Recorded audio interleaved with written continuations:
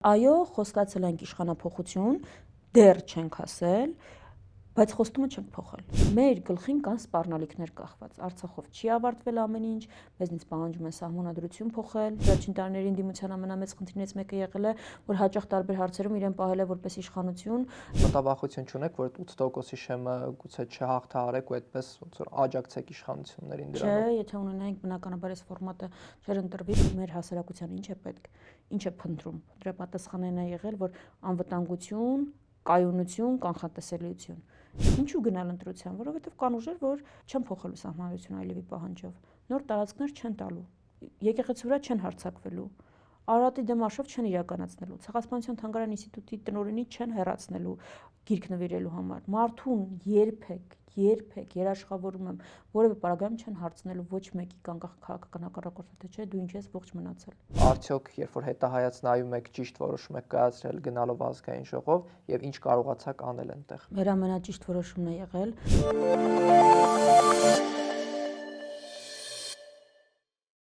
Բարև ձեզ։ Այսօր մեր հյուրը ազգային ժողովի Հայաստան խմբակցության падգամավոր, Հայաստան դաշինքի падգամավորի թեկնածու Քրիստինե Վարդանյանն է։ Տիկին Վարդանյան, շնորհակալ եմ հրավերն ընդունելու համար։ Ես եմ շնորհակալ հրավերի համար։ Տիկին Վարդանյան, ինչպես է ընթանում քարոզարշավը։ Հետաքրքիր, լավ, մարդկանց հետ շփումներով, որ ամենալավ մասն է, եւ բոլոր տեղերը ասում եմ, այստեղ լսեմ մի քիչ օգնեցուցիչ, բայց բնական է։ Իսկ մարդկանց տրամադրվածություններն ինչպիսին են։ Հետաքրքիր, անկանխատեսելի, անպիտի անկեղծ լինեմ, անկանխատեսելի, իմ ավագ գործընկերները, ես գուցե շատ քարոզարշավերի փորձ չունեմ, ավագ գործընկերները ասում են, որ այսպիսի վիճակ, երբ մարդիկ փորձում են ամեն կերպ դիստանցավորվել եւ տեսակետ չարտահայտել, իրենք չեն հիշում, եւ դա մեր համամնամեծ հնարավորությունն է, համամնամեծ մարտահրավերն է։ Ես ուզում եմ ասել, որ գործող իշխանությունը անգամ, որ գնում է հանդիպումներ է անցկացնում, չի կարող վստահություն ունենալ, որ այն մարդիկ, ովքեր գալիս են, ժպտում են, նկարվում են անգամ, իրենց ձայն են տալու, եւ դա էլ իրենք գիտեն, դա իրենք մեզնից ավելի լավ գիտեն։ Անկանխատեսելի է ու մենք ամեն ինչ պիտի անենք, որ անկանխատեսելի լավ իմաստով լինի։ Օրի քարոզարշավի որակը ընկնում է, մենք տեսնում ենք ատելության խոսք, վիրավորանքներ, իշխանության պատասխանատվության մասը ոնց որ բաց թողնենք, ընդդիմությունը դուք ինչ պատասխանատվության չափաբաժն եք զգում այս ամեն ինչի մեջ։ Նախ մեր երևի, չգիտեմ, խնդիրը դա բեռ է, խաչ է, ինչ է, չգիտեմ, այդ գերպատասխանատվությունը, մենք ընդհանրապես գուցե վերջին տարիների ընդդիմության ամենամեծ խնդիրներից մեկը եղել է, որ հաճախ տարբեր հարցերում իրեն պահել է որպես իշխանություն, այսինքն որևէ հայտարարություն անելուց առաջ, որևէ գործողություն անելուց առաջ 100 անգամ ավելի երկար է մտածել, քան իշխանությունը, ունենք շատ մեծ պատասխանատվություն, ինչպես բոլոր տեղերում, ունենք շատ մեծ պատասխանատվություն որպես 135 տարվա ուժ Հայաստանի քաղաքական կյանքի, որպես երկրորդ նախագահ, ось ամեն ինչ որպես հանրագումար Հայաստան դաշինք, բայց ես ուզում եմ շատ լավ նաև շատ անկեղծ ասել, որ չի լինում միշտ չպատասխանել։ Դա ուրիշ բան է նշանակում, հատկապես քո ընտրողների տեսանկյունից վախեցաք, ասելու բան չունեք, ինչու չեք արձագանքում, ինչու եք ավելի ուրիշ կերպ արձագանքում, քան ձեզ են վիրավորում կամ պիտակավորում։ Էս է, ես հասկանում եմ, որ դա ինչքան հատկապես մի հատված կա, ինչքան իսկապես զզվելի կարող է լինել եւ ինչքան sense աղմուկի արանքում իմաստները կարող են կորել, բայց եթե պատճառն ենք փնտրում, ոչ թե որ իրար վրա այսպես ցեղ շպրտենք, բայց մի հատ նայեք, էլի ԿՊ-ն որտեղ կա, որ քաղաքական իրադարձությունում, որ ժամանակաշրջանում եղել է այս նույնը։ ԿՊ-ի դեմ տարբեր մարդիկ են եղել։ Այսինքն դրա համար պատճառը այն դիմացը եղողը չի, որովհետև դրանք տարբեր ուժեր են եղել։ Ընդհանրապես քաղաքական դաշտի ամբողջ պալիտրան գրեթե եղել է իր դիմաց։ Բայց որտեղ եղել է ԿՊ-ն, իրավիճակը եղել է այսպիսին, այսինքն այս խոսույթը, այս լարվածությունը, այս բառապաշարը, բայց որտեղ չի եղել ԿՊ-ն, Հայաստանում քարոզարշավները եղել են, չէ՞։ Քաղաքական դիսկուրս եղել է, բանավեճ եղել է, լավ, շատ սուր, բայց ազգային ժողովում երբևէ այսպիսի պատկեր եղել է, չէ, որտեղ ԿՊ-ն չի եղել, իշխող ուժ, տրամադրություն թելադրող։ Էս է, մենք էլ ունենք պատասխանատվություն, դա անխոս է, բայց ունենք նաև պատասխանատվություն պաշտպանվելու։ Ինչու կրկին որոշում կայացվեց ընտրություններին մասնակցել Հայաստան դաշինքի ձևաչափով, այլ ոչ թե գնալ առանձին, օրինակ դաշնակցության ցուցակով, այստեղ մտավախություն չունեք, որ 8%-ի շեմը գուցե չհաղթահարեք ու այդպես ոնց որ աջակցեք իշխանություններին դրանով։ Չէ, եթե ունենայինք բնականաբար այս ֆորմատը չընտրվի, որովհետև ինքնասպաններ չենք մենք, հասկանում ենք ինչ լրջության պայքար է եւ ինչ պատասխանատվություն ունենք ու հասկանում ենք նաեւ որ մենք այն կուսակցություններից ուժերից չենք, ովքեր ընտրությունների հաջորդ օրը ուղղակի չեն լինում, դաշնակցության գրասենյակները կան, լինելու են Հայաստանում եւ հասկանում ենք որ պատասխանատվություն շարքերից սկսած մինչեւ համակիրներ եւ աջակիցներ այդ պատասխանը պահանջելու են, հետեւաբար եթե այս ֆորմատին է որոշումը կայացվել, ուրեմն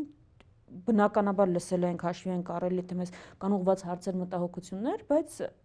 գետնի վրա իրավիճակը հաշվի առնելով հասկացել ենք, որ այդ խնդիրը չունենք։ Նախորդ փորձն էլ տենց հաջողության պատմություն չէր, էլի վերածնվող Հայաստանի հետ ձեր դաշինքը 1 տարի էլ չտևեց։ Որ առումով էր սա։ Դաշինքը ազգային ժողով անցնելուց հետո փլուզվեց։ Դաշինքը չի փլուզվել, դաշինքը կազմողուժերից մեկը դուրս է եկել, իսկ Հայաստան դաշինքը չփլուզվեց, որ եւ դրանով դարձավ բացառիկ, որ Հայաստանի քաղաքական պատմության մեջ ես կարծեմ ուրիշ նախադեպ չկա, որ խորհրդարան մտած դաշինքները չի փլուզվում շատ կարճ ժամանակ հետո։ Հայաստան դաշինքը ոչ միայն պահպանեց ֆորմատը, այլ այն հիմնական ուժերը, որոնք կազմել էին, շարունակեցին համագործակցությունը եւ անդրադառնալու նախորդ հարցին, ինչու է դաշինքը, ինքնանպատակ չի, մենք կուրքեր չունենք, մենք չենք երկրպագում, չենք ստեղծում ինչ-որ փրկիչներ եւ երկրպագում, ինքնանպատակ էլի որևէ գործողություն չենք անում, առաջնորդվել ենք, ոնց կարող ենք, շատ բարձր տրամաբանությամբ ոնց կարող ենք եղած հսկայական ընդդիմադիր տրամադրությունները, որոնք իսկապես հսկայական են, մեծամասնությունից ավել են, ընդդիմադիր տրամադրությունների մասին է խոսքը, ոչ իշխանությունը չսատարող, ամենաշատը կապիտալիզացնել ՔՎ-ի, որտեղ դա է գլխավոր հարցը։ Ընդդիմադիր տրամադրությունները հակաիշխանական մոտ են 70%-ի բոլոր սոցիոլոգիական հարցումներով, եթե նայեք, գետնի վրա շփումներով, բայց դրանից քանիսն է ՔՎ-ի վերածվում, քանիսն է մասնակցության վերածվում ընդհանրապես, դա է, այդտեղ է հարցը։ Մենք առաջնորդվել ենք ինչպիսի ֆորմատ ընտրենք, որ կկարողանանք ամենաշատ ՔՎ-ները բերել ընդդիմադիր դաշտի այդ ընդհանուր տարայում։ Դա է եղել հիմնական պայմանը, նախապայմանը, պատճառը այս ֆորմատը շարունակելու քննարկել ենք տարբեր բաներ, երկար ենք քննարկել, տվել ենք բազմաթիվ հարցեր, արել ենք սոցիոլոգիական հարցումներ, հասկացել ենք, որ ոնց կստանանք ամենաշատ ընդդիմադիր ՔՎ-ները։ Հասկացել ենք, որ այս ֆորմատով դա էլ երկար կարող եմ բացատրել, որովհետև բարձ հարց ենք տվել մեր հասարակությանը ինչ է պետք, ինչ է փնտրում։ Դրա պատասխանն է եղել, որ անվտանգություն, կայունություն, կանխատեսելիություն մնացած տնտեսական աճ եւ այլն դրա հետ զուգահեռ։ Անվտանգության մասին դեռ կխոսենք, բայց ինչպես մոտիվացնել մարդուն, ընտրողին, որ գնա ընտրատեղամաս, կատարի իր քվեարկությունը։ Նախ երևի վստահ հավատով եւ բանով տեսլականով, որ այս ամեն ինչը հնարավորություն ենք ավարտելու։ Հունիսի 7-ին հնարավորություն ենք ավարտելու։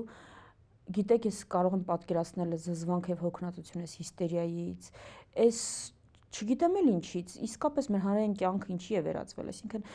ես կաթողիկոսին հրավիրում եմ ցույց տալու իմ բարեմասնությունները եւ այլն, այդ դիսկուրսից ես կարամ պատկերացնեմ միջին ստատիստիկ, միջին վիճակագրական հայ մարդը ինչքան կապ չունի իր խնդիրների հետ, այս ամեն ինչը ու այս փաստացի շոուն որ կատարվում։ Մենք դրան կարանք վերջ տանք։ Դուք կարող եք ունենալ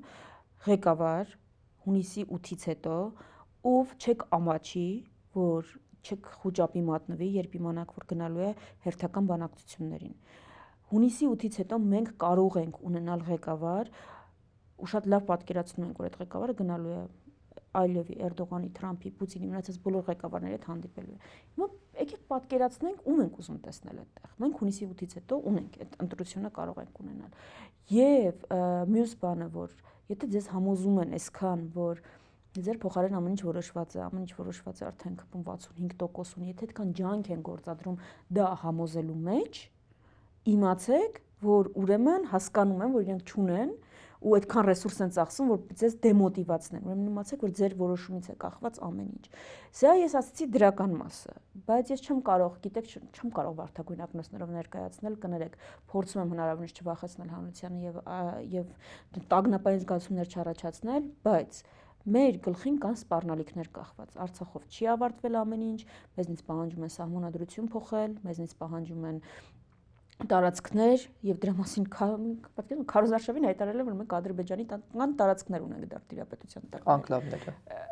Դե հիմա անկլավել չեն ասել, գյուղերը ադրբեջանական անունով են ասել։ Եթե ուզում ենք շատ մանրամասն քննարկենք այդ անկլավ կոչվածների պատմությունը, բայց Հայաստանի ինքնիշխան տարածքի տիրապետության տակ գտնվող տարածքները ադրբեջանական անուններով են ասել։ Իսկ դուք գիտեք, որ Երևանն էլ ադրբեջանական անվանում ունի։ Ես ապշում եմ ուղղակի, սենց մենք ուր ենք հասնելու։ Էլ չասած, որ Ադրբեջանի գլխավոր պահանջներից մեկը այստեղ ադրբեջանցիների բնակեցումն է։ Հիմա այս ամեն ինչը ու 8 տարի մեզ ինչ ասել է Ալիևը, հասել է հերթով դրան։ Մենք ասում ենք, այս կանգնացնել է պետք։ Ինչու գնալ ընտրության, որովհետև կան ուժեր, որ չեն փոխելու սահմանադրությունը Ալիևի պահանջով, նոր տարածքներ չեն տալու, եկեղեցու վրա չեն հարձակվելու, Արարատի դեմ արշավ չեն իրականացնելու, Ցեղասպանության թանգարան ինստիտուտի տնօրենի չեն հեռացնելու գիրք նվիրելու համար, մարդուն երբեք երաշխավորում եմ, որևէ պարագայում չեն հարցնելու ոչ մեկի կանգ քաղաքական հակառակորդը, թե չէ դու ինչ ես ողջ մնացել։ Չեն։ Ես այս վերջին օրերին կրկնում եմ անդադար, մեկը օկտատերերից ձևակերպում էր տվել, որ սա կարելի քաղաքական ընտրություն չէ, քաղաքակրթականի է վերածվել, հա ու քաղաքակրթական ընտրություն է։ Դրա համար, այսինքն այդ քաղաքակրթական ընտրությունում քո տեսակետը արտահայտելու։ Այս ինչու գնալ, որտեվ ամեն ինչ կախված է քեզնից, որտեվ չգնալը քո, այս էլ ասեմ ու երևի հաջորդ հարցին անցնենք, ինչ է տեղ ունենում։ Այո, ցանկացած իշխանություն վարչական ռեսուրսով, քանի որ ունի քարոզչական առավելություն, ունի X քանակի, կարող է ունենալ X քանակի աջակցություն։ Մեր դեպքում այս պայմաններում կարծես խոսում ենք ինչ որ 20-ից 30%-ի մասին, իշխանության վարչական ռեսուրսով եւ այլն։ Եթե մասնակցությունը լինում է 50%, այդ իշխանական վարչական ռեսուրսով դառնում է մեծամասնություն։ Այդ իշխանության ունեցածը, որը փոքրամասնություն է, բայց ցածր մասնակցության դեպքում ինքը դառնում է մեծամասնություն։ Ավելացնում ենք 15%-ով մասնակցությունը, իշխանությունը դառնում է փոքրամասնություն, գործող իշխանություն, այսինքն ընդհանրապես գնալով ձեր նախընտրած տեխնացուին ընտրելով, դուք իրավիճակ եք փոխում։ Էսա չթողնենք փոքրամասնությունը դառնա մեծամասնություն ու որոշի մեր ճակատագիրը։ Անցած ընտրություններին 49% մասնակցություն է եղել, այսինքն կեսից ավելի քիչն է մասնակցել, դրա կեսն է ընտրել այս իշխանության, այսինքն կեսն է որոշել, որ այս ամեն ինչը պիտի լինի։ Ասում ենք 4 միլիոն, 2.5 միլիոն ընտրողի 26%-ը։ Ասում ենք եկեք մեծամասնությամբ որոշենք։ Խնդրում ենք, եկեք մեծամասնությամբ որոշենք մեր ճակատագիրը, որտեղ չգիտեմ ոնց մերն է այս մեր կյանքի մասին ընտրությունը։ Սոցիալական ծրագրերի անգամ է դրա մասին մեր կյանքի ոնց է շարունակվել, Հայաստանում է շարունակվել ընդհանրապես թե չէ։ Այդ ավելի հեշտ է այդ ընտրությունը անել, քան որոշել Հայաստանից գնում ենք, թե չէ, այնքան մարդ է ասում, եթե ընտրվի ես գնալու եմ եւ այլն։ Իմ պատասխանինը, բայց ավելի հեշտ է այս հարցը լուծել, քան մտածել անգամ Հայաստանից գնալու մասին։ 2021-ին Տիկին Վարդայան մասնակցում էիք Նիկոլ Փաշինյանին հեռացնելու օրակարգով։ Այս հարցին շատ եք անդրադարձել։ Ու չստացվեց Նիկոլ Փաշինյանին հեռացնել, ոչ ընտրությունների միջոցով, ստացաք ավելի քան 21% ձայն, ոչ հետո փողոցային պայքարով եւ գնացիք ազգային ժողով, վերցրիք մանդատները եւ 5 տարի աշխատեցիք։ Նախ արդյոք, երբ որ հետահայաց նայում եք, ճիշտ որոշում եք կայացրել գնալով ազգային ժողով եւ ինչ կարողացաք անել այնտեղ։ Մեր ամենաճիշտ որոշումն է եղել, որովհետեւ մենք գործել ենք միջև դա խիստ սահմանափակ ռեսուրսների ու հանրության հետ շփվելու խիստ սահմանափակ ալիքների պայմաններում։ Ազգային ժողովի ամբիոններ, որ մեզ թույլ տվեց հնարավորինս ընդլայնել հանրության հետ շփումների մակերեսը, հնարավորինս շատ մարդկանց խոսքը տեղ հասցնել եւ հիմա այն հանրային տրամադրությունների ռադիկալ փոփոխությունը, որ ունենք հանրության մեջ, ու ես կարող եմ նկարագրել դա մանրամասնորեն այս 5 տարվա ընթացքում, դա նաեւ արդյունքի հետ աշխատանքի։ Որևէ բան, մենք գիտեք, հետաքրքիր է, եթե որևէ բան տեղի չի ունենում, ասում ենք ընդդիմությունն է մեղավոր, որ տեղի չի ունեցել։ Եթե որևէ բան տեղի է ունենում, ասում ենք չէ, դա տեղի է ունեցել անկախ ընդդիմության բանից, գործունեությունից։ Ճշմարտությունը արանքում, այո, ընդդիմությունը ունի մեղավորություն, որ ինչ որ բաներ կարող է տեղի չեն ունեցել դեռևս, բայց եթե ինչ որ բաներ տեղի են ունեցել, եկեք տեսնենք, որ դրա տակ էլ աշխատանք կա, երբեմն չերևացող, երբեմն շատ քեզ ինքդ հարվածի տակ դնեցող, այսինքն մեր վարկանիշի հաշվին դա էլ եմ ես ընդունում, բայց դա նվազագույն անհրաժեշտն էր, որ պետք էր անել ու պետք է անել անդադար։ Այդ խոսքը գործին հակադրելը ամենասխալ բանն է, որ ընդդիմադիր դաշտը իրեն կարող է թույլ տալ կամ ամենասխալ դիսկուրսն է, որ կարող է լինել։ Ամենամեծ ուժը ունի խոսքը։ Մենք գուցե պարտվել ենք նաև այնտեղ, որ հանրության հետ արդյունավետ այդ կոմունիկացիան չենք կառուցել, մի բանը 100 անգամ մի ճշմարտության մասին է խոսքը։ Չենք կրկնել, համոզիչ չենք կրկնել ու այնքան չենք կրկնել, մինչև դա հասնի տեղ, փոխարեն գործող իշխանությունը սուտը կրկնել այնքան, որ ինչ որ շերտի համար դա դարձել է ճշմարտություն։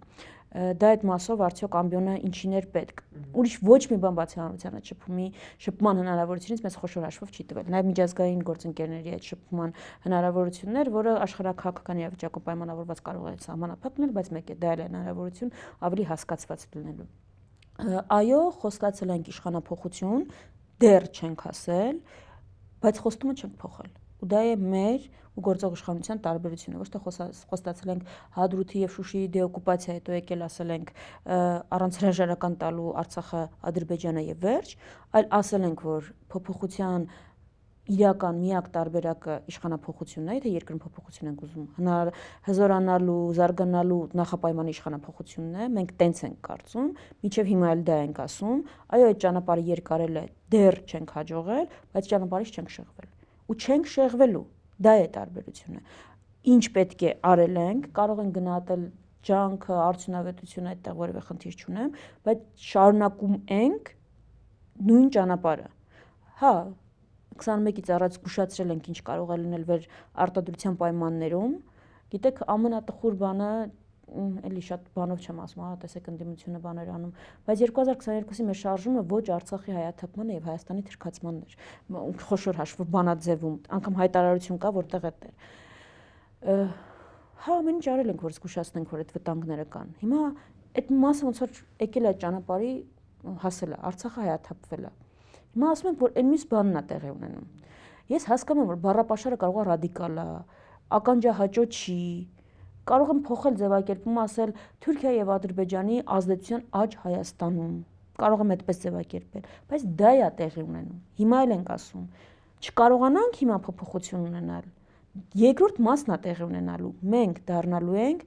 ադրբեջանական ու թուրքական ազդեցության պետություն։ Դա է տեղի ունենալու։ Մենք մենակ չենք կարողանալու փոխել այս իրավիճակը, չենք կարողանա, որևէ քաղաքական ուժ անհատերակատար չի կարողանալու։ Հանրության հետ կարող ենք։ Այդ միասին կարող ենք մեր դրա մասին է, որ մենք ժողովրդի հետ կարող ենք, վստահ ենք, տեսնում ենք ու հասկանում ենք, որ սա ոնց որ մեր ժողովրդի համար, նենց էլ մեր որպես անձ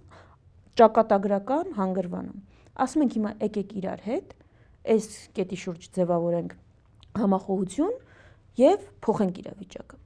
Սա է մեր առաջարկը։ Ամեն ինչ անելու ենք, որ այդ առաջարկը ստանա հնարավորինս շատ աջակցություն։ Եթե դուք ինձ հարցնեք, որ եթե չստանա ինչ, իմ համար այդ պայքարը հավերժ է։ Այնքան միջև հասնեմ իմ նպատակին, որ իմ համար գոյության հարց է։ Շատ լավ, հիմա որևէ քաղաքական ուժ բնականաբար չի ցանկանում իր համար բացասական սցենարներ քննարկել, սցենարի բացասական զարգացում քննարկել, բայց որպեսզի ավելի կանխատեսելի լինեք ձեր ընտրողի համար։ Եթե այս ընտրություններում հաջողության չհասնի ընդդիմությունը, դուք կամ հավաքական ընդդիմությունը, նորից վերցնելու եք մանդատներ եւ գնաք ազգային ժողով, թե ոչ։ Ամեն ինչ կախված է, թե ինչ պատկեր ենք մենք ունենալու։ Ես իսկապես ոչ թե չեմ ուզում բանանել քննարկել, բնականաբար տարբեր հարցեր եւ սցենարներ դու քննարկում ես, բայց նախ մենք տեսնում ենք փոփոխության իրական հնարավորություն։ Դրա համար ուզում ենք ամբողջ հանրային ջանքը, տրամադրությունները, մտածողության ուղղությունը կենտրոնացնել դրա վրա, առանց այդ այնքան աշխատողներ կան հակառակ ուղղությամբ, որ չի լինելու, չի ստացվելու, ինչ որ հարցումներ են հրապարակվում եւ այլն, որ իրականության կապ չունեն։ Հետաքրքիր ամսի 8-ին ոնց են նայելու մարդկանց աչքերին եւ բացատրելու այդ ամեն ինչը, բայց բնականաբար դու տարբեր սցենարներ ես քննարկում եւ այդ տարբեր սցենարների համար քո համար մարտավարություն ես առանձնացնում։ Ամբողջ հիմքը այդ սցենարների ինչ կլինի, կախված է իրավիճակից։ Ես ուղղակի որ ձեր հարցին չստացվի չեմ պատասխանում, բայց միևնույն ժամանակ իսկապես չմանրանալով, ասեմ, լրիվ այլ բան է, եթե դու ունես օրինակ 65% իշխանություն աջակցության պատկեր եւ 30% ընդդիմության աջակցության պատկեր, այլ բան է, եւ այլ բան է, երբ ունես 48% օրինակ վատագույն սցենարներն եմ քննարկում, իշխանության աջակցության պատկեր եւ 47% ընդդիմության աջակցության։ Դրանք այլ սցենարներ եւ այլ իրավիճակներ են, հաշվի առնելով նաեւ քեզ ինչ է սպասվում առաջիկայում։ Ես կրկնում եմ, պիտի երկարատև նայես։ Հաջորդ պահանջը Հայաստանի իշխանության վերարտադրության պայմաններում սահմանադրության փոփոխությունն է եւ տարածքային զիջումները։ Այլ բան է իշխանությունը ոնց է արձագանքելու եւ ինչ գին է վճարելու իր այդ արձագանքերի համար, այսինքն ինչպիսի հարաբերակցություն է ունենալու եւ ինչպիսի պատկեր է ունենալու։ Մի բան ասեմ, եթե մենք հասկանանք, որ իսկապես որևէ ազդեցություն չունենք, չենք կարողանալ ունենալ առաջիկա զարգացումներին եւ մեզ սպասում է ուղղակի ինչ որ process-ների լեգիտիմացում խորհրդան լինելով չէ նկատի պայմանագրերի վավերացում եւ այլն, մենք դրա համար չենք խորհրդանում, բայց եթե տեսնենք, որ ոնց եղավ 21-ին դու խորհրդանում չէիր, վերցրեցիր պայքարի մի հատ նոր խրամատ, փորձեցիր դա օգտագործել։ Եթե տեսնելու ես, որ ինչ որ բան կարա քո պայքարին օգուտ տա, պիտի գնալ այդ ճանապարհով։ Եթե տեսնես պայքարին օգուտ չի տա, պետք է գնալ մյուս ճանապարհով։ Խորհրդանում լինելը քո գործիքակազմը միայն ավելացնում է, չի պակասացնում։ Այդ տրամաբանությամբ այստեղ ամենակարևորը ես կընդունեմ այդ մի քննադատությունը անverջ, որ շատ կարևոր է հանրության հետ շատ բաց, գրագետ, ճիշտ կոմունիկացիան ինչ ես դու անում եւ ինչու ես դու անում։ Ես դա ընդունում եմ, որ մենք այդտեղ թեյանում ենք, որովհետեւ մենք դուք հիմա ասում եք գնացիք խորհրդարան։ Այո, ամսի 21 հունիսի 2021-ի հունիսի 20-ին տեղ ունեցավ։ Այո, ամսի 21-ին կանգնեցինք այսպիսի պատկերի առաջ,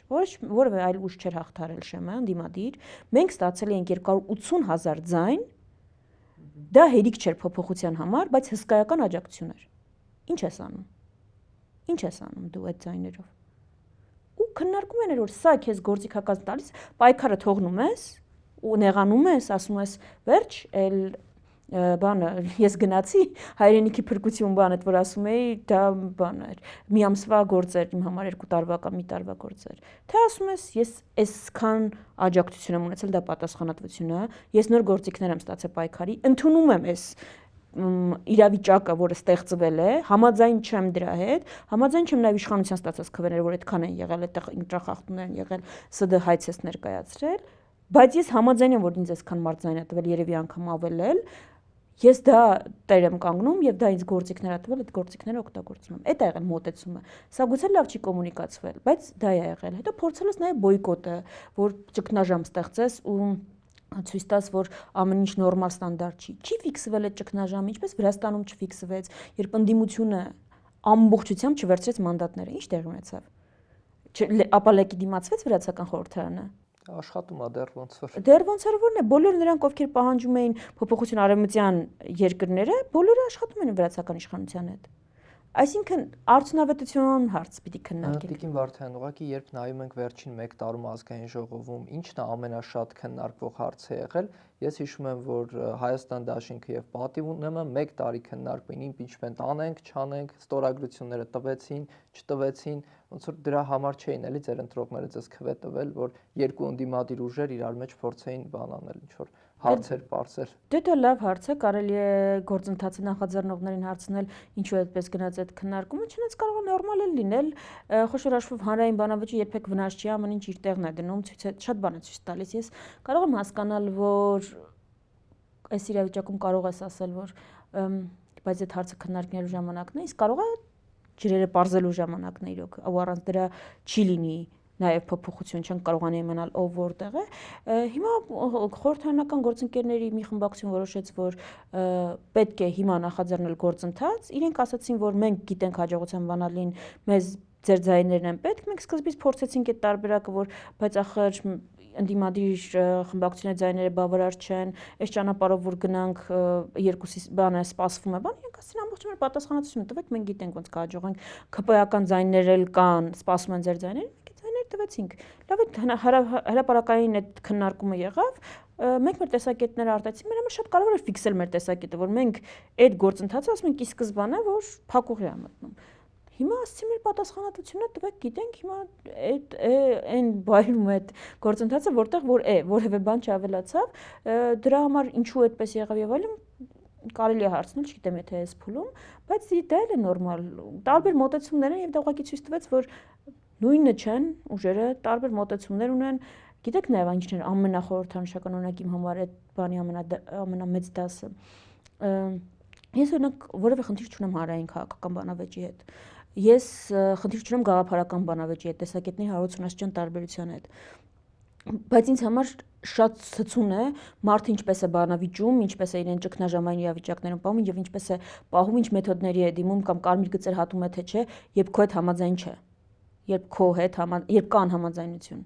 Ինձ համար դա ցուցիչ է եւ ՔՊԻ-ի ամենաբնութագրիչ հատկացներից մեկն է, որ կարմիր գծերի բացակայությունը։ Դու կարող ես համաձայն չլինել, բայց կարմիր գծեր չունենալը դա շատ բան է ասում մարդու մասին։ Հիմա ես տենց բանավեճերի օրինակ, տենց թիրախավորումներ եւ այլն, տեսա այս դեպքում էլ կարծում եմ հանրությունը իր հետևությունները պիտի անի, այսինքն ինչ բառապաշար ենք օգտագործում, ոնց ենք խոսում մեկի մասին, երբ, չգիտեմ, մի ամիս առաջ, մի ամիս հետո, երբ իր հետ համաձայն չես։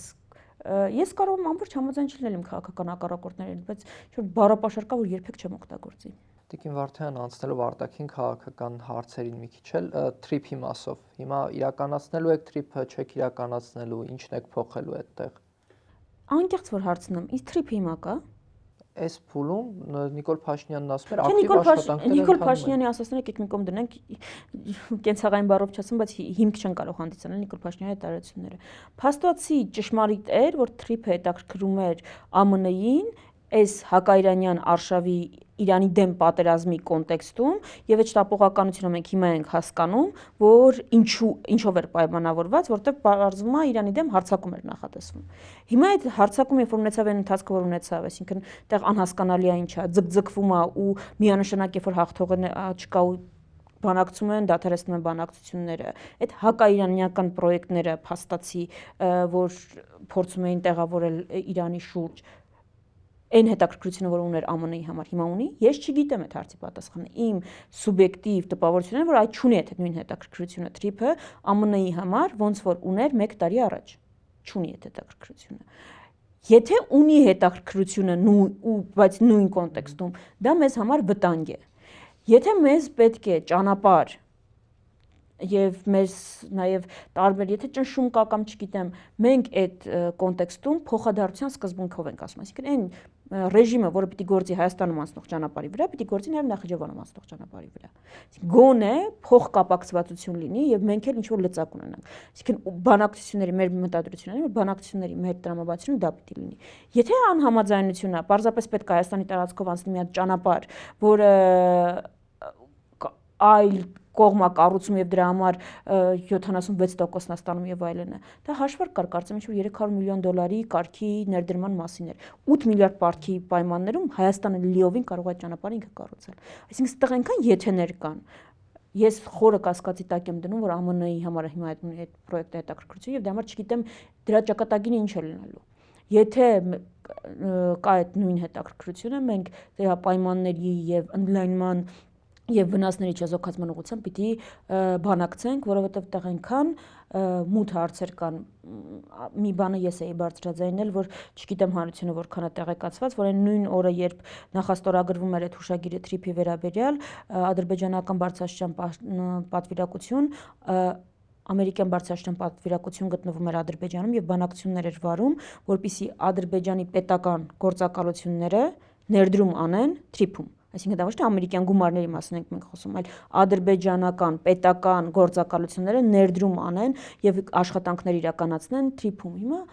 հարցը ինչ աշխատանքների մասին է խոսքը։ Ճանապարհ են կառուցելու, վերահսկողությունն են իրականացնելու, այդ կազմակերպությունը նկատի ունեն, որ outsource են արվել։ Այս բոլորը ռիսկեր են։ Ես հասկանում եմ, որ հանրությունը չի ուզում խորանալ, ցենց լավ բան է ուզում լսել,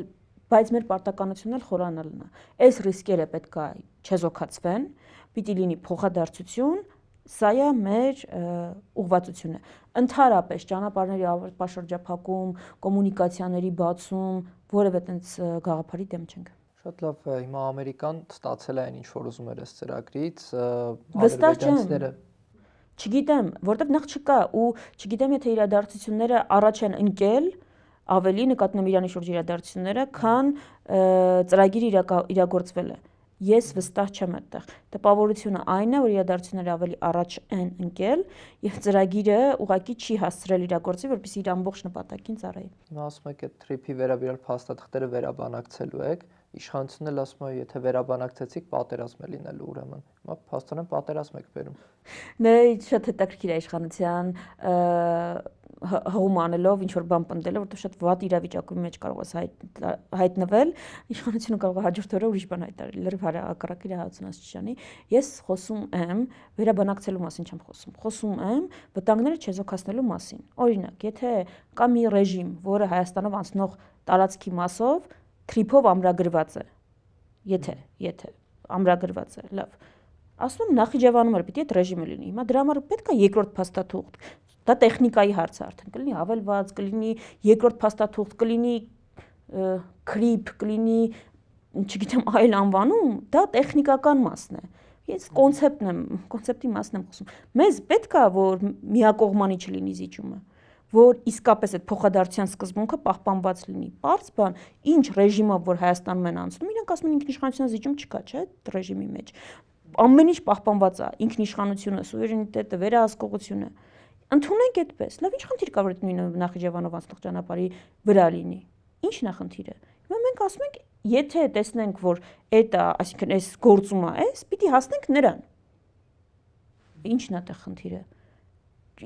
Վերաբանակցել, այսինքն այս փաստաթուղթը երկաթբետոնյա դա ռիսկեր կառաջացնի սրան ձեռ տալը։ Նոր փաստաթուղթ է պետք բան անել, մեկին փոխարինող չէ, լրացնող։ Դա տեխնիկական մասն է։ Կարևոր դու ոնց ես մոտենում հարցին, ինչ ես ուզում դու։ Իսկ մենք ուզում ենք իրական փոխադարձություն, որ մենակ մեր վրա լծակ չունենան, մենք էլ ինչ որ լծակ ունենանք։ Սա է։ Մենք իհարկե վիճարկում ենք, որտեղ սուվերենիտետ եւ այլն պահպանված է, բայց լավ, դա մի կողմ թողնենք։ Գոնե փոխադարձության սկզբունքը ասում ենք, գիտենք ոնց կարող ենք հասնել դրան։ Ընդհանրապես գիտենք ոնց բանակցել, պատկերացնում ենք։ Հիմա ու դուք ժողովուրդ ջան ավելի լավ դիվանագիտական կորպուս կարող եք ունենալ Արարատ Միրզոյանից, չգիտեմ, մնացած դիվանագիտական կորպուսից ու ցույց ենք տալիս։ Նաև օրինակով փորձառությամբ։ Ուզում ենք ընտրեք։ Ձեր ծրագրում գրել եք, որ ԵՄ-ի հետ հարաբերությունները պետք է զարգացնել ՍԵՊԱ-ի շրջանակներում։ Այս ազգային ժողովը ընդունել էր օրենք Եվրոպական միության անդամակցության գործընթացի մեկնարկի մասին։ Հիմա եթե ձեր պատկերացումները ԵՄ-ի հետ հարաբերությունների խորացման միայն ՍԵՊԱ-ի շրջանակներով են սահմանափակվում, այս օրենքի հետ ինչ եք անելու, չեղարկելու եք։ Իսկ օրենքից հետո ինչ է եղել, օրենք չէր հայտարարություններ։ Օրենքի տեսք ունի։ Չէ, հայտարարություն է, ազգային ժողովը կարող է հայտարարություն ընդունել, հայտարարություն չեղարկելու իմաստը, այն որ ասում է, էշ նստել է մի այբա, իջնել է մի ուրիշ այբա, հիմա մի խնդիր է հայտարարություն ընդունելը, մի խնդիր է անիմաստ բան է, երբ են ընդունել իդեպ։ Հիշեք։ Երբ որ Եվրաքվեի նախաձեռնությունը եղավ։ Հա, չէ, ժամանակային առումով 2024-ին կարծեմ։ 2 տարի առաջ, հետո ինչ եղավ այդ ուղղությամբ։ Այսինքն եկեք հայտարարություն անենք, եկեք հայտարարենք, որ Հայաստանը այսուհետև հայտարարում է Մարսի կոլոնիզացիայի մասին։ Կոլոնիզացիան կարող է վատ բառ է։ Մենք նվաճում ենք տիեզերքը, այժմ հաջորդը թող այդ հայտարարությունը ընդունի։ Ու այդ մոտեցման ենք դեմ այդ անլրջությանը եւ այլն, ԵՄ անդամակցությունը գործընթաց է, որի շանսերը առաջիկա 20-25-30 տարում չկան։ Մենք ասում ենք եկեք իրատես նայենք։ Ինչ ենք առաջարկում դրա փոխարեն։ Այն գործընթացը, որը սկսվել է նաև երկրորդ նախագահի կառավարման տարիներին, այսինքն վիզաների ազատականացման շուրջ, հետո ՍԵՊԱ-ն, որը 2017-ին է կնքվել, որը ենթադրում է խորը համապարփակ գործընկերություն եւ մոդեռնիզացիա տարբեր ոլորտներում ժողովրդավարական, պետական ինստիտուտների կայացման, նաև տնտեսության զարգացման։ Հիմա ասում ենք որևէ բան չունես դու ապրանքատեսակ, որ ԵՄ ես արտահանում։ Ասում եմ դե որ եկեք հայտարարություն ընդունենք, որ մի օր ԵՄ արտահանենք տնտեսությունը լավ։ Այն լավացրու տնտեսությունը։ Հասի եվրոպական ստանդարտներին, ով է քեզ խանգարում։ Հասի, դժվար է դա անել առանց հայտարարությունների։ Մենք խոշոր հաշվով ասում ենք այլ տնտեսական միության անդամ ենք,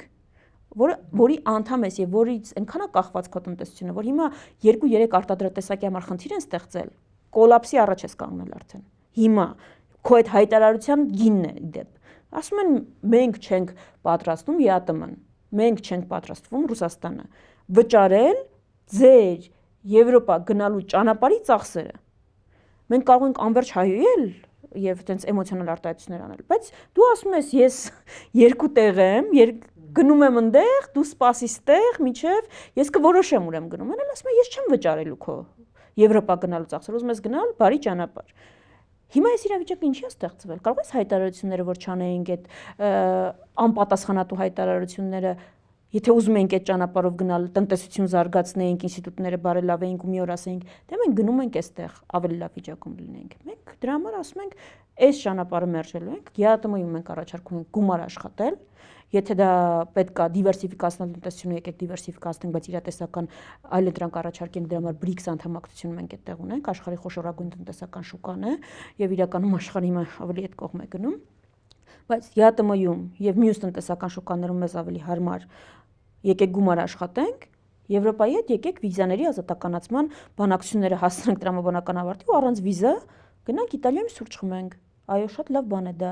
Ու իդեպ մեն հանրության հետ հարցնեք Եվրոպական միության անդամակցություն ես ուզում թե չէ։ Ես ինքն վստահ եմ, որ Եվրոպական միության անդամակցություն ասելով նկատի ունեն առանց վիզա Եվրոպա ճամփորդելը հիմնականում։ Որ նկարագրես Եվրոպայի ընթացակարգերը, միգրացիոն քաղաքականությունը եւ այլն, ես այնքան վստահ եմ, որ մեր հասարակության մեծ մասը դեմ է լինելու այդ ամեն ինչին ու խնդիր է տեսնելու այդտեղ։ Ավելի պատկերավոր ասեմ, եթե մենք հիմա հնարավորություն ունենք 2 ամսով Հայաստանի բնակչության տեղափոխել Բրյուսել ու ասել ուզում եք այսպես ապրել, թե չէ, վստահ եմ, որ հանրաքվեը որ անենք, ասելու են չէ, մեզ բան դուր չի գալի էս։ Բայց այդ է անդամակցություն նշանակում։ Բայց այո, շատերը ուզում են առանց վիզա գնալ Եվրոպա եւ դա բնական ցանկություն է, բայց դրա համար պետք է վիզաների ազատականացման համար արդյունավետ բանակցություններ, որի էլ եմ ասում, մեկնարկը տվել է երկրորդ նախագահի կառավարման տարիներին։ Եկեք դա տրամաբանական ավարտին հասցնենք։ Ի վերջո, ոնց կարա մի իշխանություն, որը դժվարություն ուներ կենսաչափական անձնագրեր բանանելու հետ, արտադրելու հետ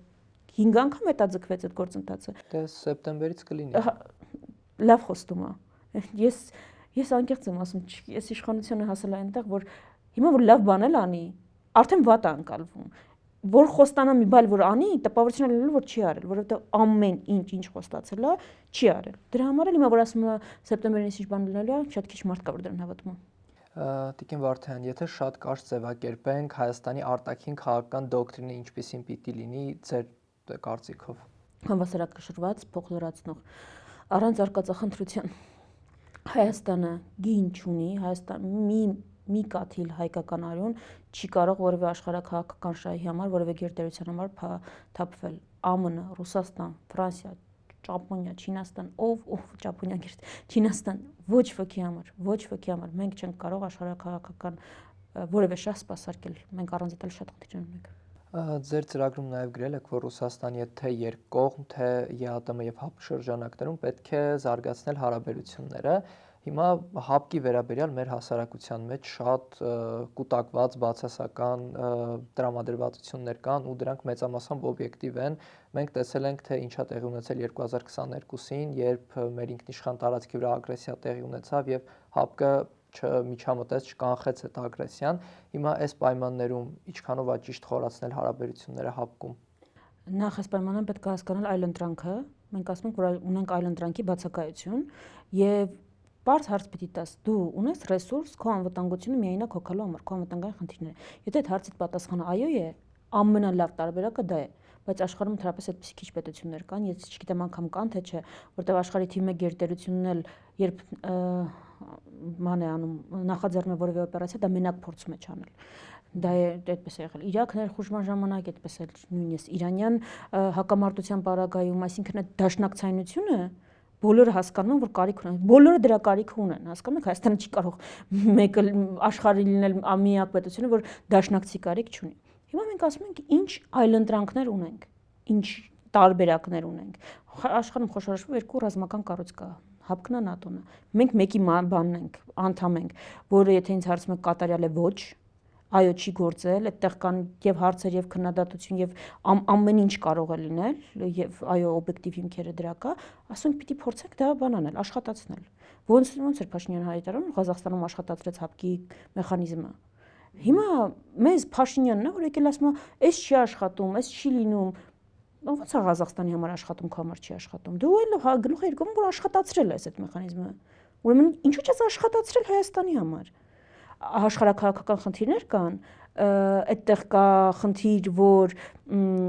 տարբեր պետություններ ավելի լավ հարաբերություններ ունենան Ադրբեջանի հետ, այո, կա խնդիրը, այո, կան այդ խնդիրը, բայց դու այդտեղ դրա համար ես։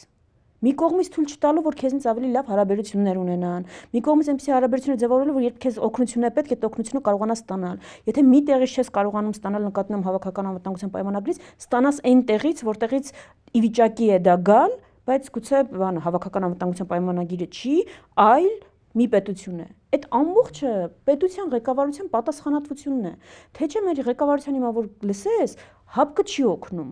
Ասում են, գալիս են կանգնում են ասում են մենք մենակ ենք աշխարհում։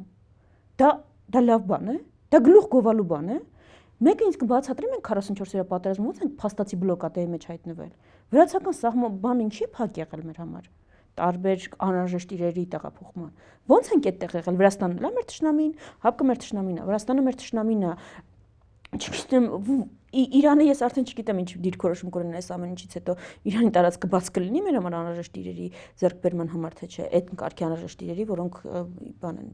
նուրբ սահման կա։ Ես ոնց է աշխարհը մեր թշնամին։ Բոլոր տեղերը ոնց խնդիրներ ունենք։ Բոլոր տեղերից ոչ մի տեղից ոնց է չեն կարողանում ստանալ այն ինչ որ մեզ պետք է։ Հիմա ավելի կոնկրետ որ պատասխանեմ, հա հարցեր կան, խնդիրներ կան եւ այո ճիշտ է որ օբյեկտիվ է։ Ես խոսում եմ այլընտրանքը կա թե չէ։ Մենք ասում ենք որ իրատեսական այլընտրանքը չկա, դրա համար այս համակարգը արդյունավետ բանակցությունների եւ այո կոնկրետ պայմանավորվածությունների ու այն տրամադրությունները որ կան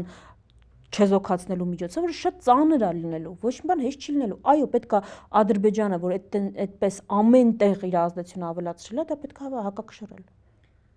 Ու դա հապկում էլ է այդպես աղել։ Այո, դա այդպես է, պետք է հակակշռել, պետք է քո գինը բարձրացնել, պետք է այնպես անել, որ դու կարևոր լինես։ Դա է, ավելի կարևոր լինես, քան այն մեկը, որտեղ մեր սիրուն աչքերի համար ոչ ոք մեզ չի օգնելու։ Դա անելու է, եթե ունենա շահ։ Ինչ ոնց գտնել այդ փոխադարձ շահերի կետերը։ Մենք առաջարկում ենք գտնել այդ փոխադարձ շահերի կետերը։ Դա հաստատ չենք կարողանել Զելենսկուն այստեղ բերելով ու այն հայտարարությունն ինչ պատասխանելով, որ այստեղից հնչել է։ Դա հաստատ չենք կարողանել։ Այդպես չենք հոգա մեր անվտանգային խնդիրները, բայց խնդիրներ կարող ենք բերել։ Ընդհանրապես այս եվրոպական լիդերների գագաթաժողովը Հայաստանում վերածվեց, ամեն մեկը եկավ մի աշխարհաքաղաքական ուժի կենտրոնի ինչ որ բան ասեց Հայաստանից, Երևանից Ալիևն էլ տեսաուղերձղեց մեզ սեպարատիստ եւ այլն ասեց, այդ մնաց։ Այսինքն ամեն մեկը իրան ինչ պետք էր վերցրեց, արդյունքում մեզ ինչ մնաց այն Աբովյան փողոցի խալին, որի հետ դեմ ոչ մի բան չունեմ, ոնց որ սիրուն էր, բանը, չգիտեմ պահպանվել է թե չէ, բայց լավ է, տենց բաներ պետք են եւ լավ է որ կան, բայց գլոբալ առումով մեզ ինչ մնաց։ Ես առաջարկում եմ աշխարհաքաղաքական հատկապես միջազգային հարաբերությունների հարցերին նայել մեր շահերի տեսանկյունից։ Մեզ ինչ է պետք ում ենք սիրում, ում չենք սիրումը դնել մի կողմ։ Սիրելը որ լինի, ես ամենաշատը իմ ընտանիքի անդամներն եմ սիրում, բայց իմ ընտանիքի անդամներով անվտանգություն չեմ կարող ապահովել։ Դա այո, ստիպված եմ իմ սիրել-չսիրելը պահել ինձ եւ տեսնել ում հետ կա շահերի համընկնում եւ գտնել այդ շահերի համընկման կետերը հնարավորինս մեծացնել։ Եվ վերջում Տիկին Վարդանյան, ծրագրում նաև սահմանազատման մասին կետ ունեք, ասում եք, որ պետք է տեղի ունենա սահմանազատումը միջազգային իրավունքի տեսանկյունից անխոցելի իրավական հիմքերի վրա, որոնք են այդ հիմքերը։ Դրանք նախ քարտեզներ են եւ կոնկրետ քարտեզներ են։ Հիմա ո՞րն է մեր սահմանազատման եւ սահմանագծման հիմքը, կասեք։ Ալմատիի հռչակագիրը։ Դրա տակ ինչ քարտեզ կա։ Ես տեղյակ չեմ ճիշտ ասած։ Չկա Ալմատիի հռչակագրի տակ քարտեզ։ Այսինքն չկա սահմանազատման եւ սահմանագծման հիմք։ Չկա հիմք։ Դա է փաստը։ Ու դա է թույլ տալիս, որ ամեն տարածքում Ադրբեջանը ասում է իրեն ձեռնտու քարտեզներով, իրեն ձեռնտու հիմքով, ասում է այս սրա հիման վրա սա իմն է։ Ու դրանք կարող են լրիվ տարբեր հիմքեր լինեն։ Միտեղ կարա GPS լինի, միտեղ կարա, չգիտեմ, ինչ որ քարտեզ լինի, որ Ադրբեջանը ձեռնտու։ Նախ ֆիքսել հիմք, իրավական հիմք, այդ իրավական անխոցելի հիմքը կարող լինել օրինակ ԽՍՀՄ կազմ մտնելը, եթե ԽՍՀՄ-ն ենք դիտարկում, կարող լինել դուրս գալունը, վերջին բանը կա։ Իդեպ գործել է ԽՍՀՄ կազմում սահմանագծման եւ սահմանազատման հանձնաժողով, որը վերջնական բան է իրականացրել, գիծ է գծել թղթի վրա եւ այդ հանձնաժողովի նախագահները ստորագրել են այդ ամեն ինչ Ադրբեջանի եւ Հայաստանի նկատմամբ այդ ամեն ինչը պահպանված կա ըստ այդ օրինակ գծագրի մենք Տավուշում զորքերի հետ քաշելու խնդիր չունեինք բայց այս ամեն ինչը թողել են գնացել են Ադրբեջանի այն պահանջին որ կոնկրետ մի գիծ չի ֆիքսվում երբ որ այդ կետը վերաբերում է դրանք ֆիքսել գիծ հյուսիսից հարավ որից արևմուտք Ադրբեջանը չի գալու չի ասում ստեղ ես պահանջներ ունեմ ամբողջ հարցը սահմանագծման սահմանազատման է նա, որ այս սիրուն բառերի փաստաթղթերի տակ Ադրբեջանին հաջողվել է չֆիքսել գիծ կոնկրետ եւ որ ասում են Ադրբեջանը ճանաչել է Հայաստանը, Հայաստանի տարածքային ամբողջականությունը, Ադրբեջանը ճանաչել է որ իր արևմուտքում կա Հայաստանի Հանրապետություն, բայց չի ճանաչել ինչ սահմանով։ ինչ սահմանով, որովհետև Ադրբեջանի սահմանադրությունը իրեն համարում է մուսավաթական Ադրբեջանի իրավահաջորդ եւ իրեն սահմանության Ադրբեջանը 114,000 քառակուսի կիլոմետր է, որի տարածքի մեծ մասը ներկայիս Հայաստանի տարածքն է։ Դրա համար ինքը չի ֆիքսել մի հատ գիծ, որը բանը իր տեսակետից իր սահմանությանը կարող հակասի։ Այս է խնդիրը, այս խնդիրը մենք իսկ ինչպես հանենք Հայաստանի տարածք ներխուժած ադրբեջանցիների բանակցությունների միջոցով։ Դա պիտի խոսես դրա մասին, պիտի դա կարող դառնա նոյեմբերի 8-ի նախաստորագրման նախապայման, գերիների հարցը նույն կերպ։ Դրա մասին դա եթե Ալիևի համար խնդիր չի դառնում, հարց չի դառնում, որ իրեն անդադ ուղում են մեզնից բացի նաև են միջազգային գործընկերներում հետ ինքը զանգում խոսում է, գնում է, բանակցում է եւ այլն, չի լինելու։ Եթե խնդիր չի դառնում, դա ոչ մի բան չի անել, ինչ պիտի անի։ Բայց ո՞նց պիտի խնդիր դառնա, եթե մենք դրա մասին չենք խոսում։ Մենք հասել ենք այնտեղ ու Նիկոլ Փաշինյանին հարցնում ենք, ասա որ ադրբեջանցիները դուրս են գալու օկուպացված տարածքից ու որ դուք պատկերացնեք, այսինքն մեզ նստողները պատկերացնեն դա Երևանի չափ տարածք է։ Ինքը ասում է, որ Հայաստանի Տիրապետության տակ դեռ կան ադրբեջանական տարածքներ։ Փաստացի անոնս է անում նոր տարածքների զիջման մասին։ Դա անկլավների չխոսեցինք, բայց դա անվանում է անկլավներ։ Այդ անկլավների բանը մեր մոտ ԽՍՀՄ-ում է հայտնվել, ԽՍՀՄ-ից է հայտնվել ու դա ինչ են որպես վերջին ճշմարտություն ընկալում ու նախապատրաստում տարածքների զիջման, ես չեմ հասկանում։ Եթե հարցն է, որ այստեղ արդյոք ադրբեջանցիները ապրել են թե չէ, այո, ապրել են ինչ որ ժամանակ։ Ապրել են այլ ազգային փոքրամասնություններ, հիմա էլ են ապրում, բայց դա չի նշանակում, որ մենք իրանական, ռուսական, թուրքական, ադրբեջանական գյուղ ունենք։ Դա չի նշանակում։ Ճիշտ այնպես, ինչպես հիմա Կալիֆոռնիայում հայրի ապրել, չի նշանակում, որ դա այնտեղ բան ունենք մենք, հայկական տարածք ունենք եւ կարող ենք ինչ որ տարածքային պահանջ ունենալ։ Այսքան պարզ է ամեն ինչ։ Հա, ադրբեջանցիները այստեղ ինչ որ ապրել են, հետո գնացել են, փոխհատուցում են ստացել, էթնիկ զտման չեն ենթարկվել։ Ինչ տարածքային պահանջների մասին եք խոսում։ Այսինքն ինչպես հարցի պատասխանը արդյունավետ բանակցություններով։ Ինչու պիտի ընտրողը ընտրի հենց ձեր ուժին, Տիկին Վարդանյան։ Որովհետև միակ տարբերակն է, որ ունենաս այնպիսի բանակցող, որից չես ամաչի, հունիսի 8-ից հետո երբ որ գնա բանակցությունների, հակառակը կարող ես քեզ հնարավորինս ապահով զգալ եւ